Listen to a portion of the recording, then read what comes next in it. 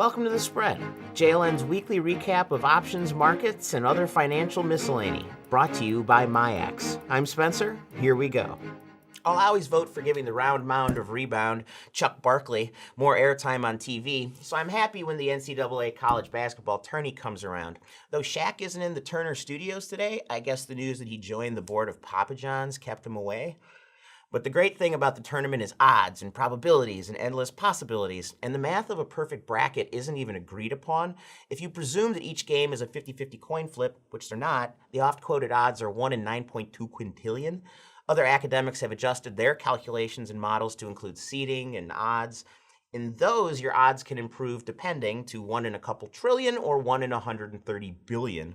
Meanwhile, the Powerball jackpot was up to $625 million in the run-up to Saturday's drawing, and that's the fourth highest total ever. In the wake of considering all of these March Madness math, those Powerball jackpot odds of 1 in 292 million are looking pretty good, especially after Murray State's blowout of Marquette similarly blew up my bracket on day one.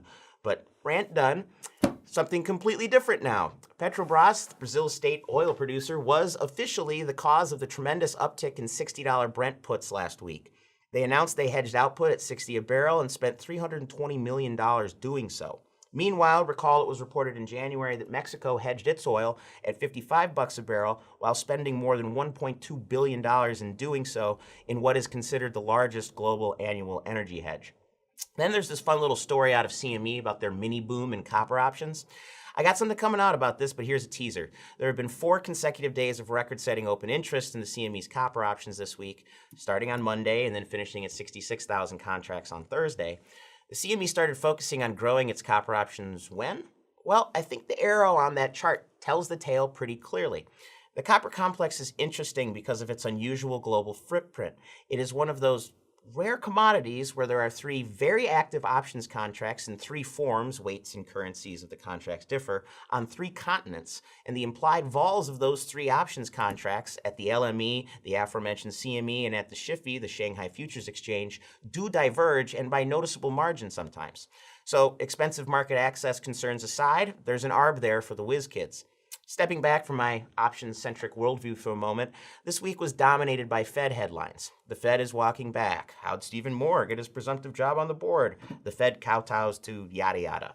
Looking like markets are taking a while to digest the implications as the S&P 500 has been pretty choppy this week, and as of this filming, the VIX is back above 15. Now, speaking of vol indices, this week saw the first spike settlement. It landed at 12.41, while the VIX rang in at 12.35. And speaking of volatility, the FT reported that the OCC is revamping its risk models and they'll be finalized over the summer. Last February's vol spike wreaked havoc on margins. Quote, total requirements rose by more than 80%, according to the SEC, and one member faced a 10x margin increase, though wasn't forced to post the full sum.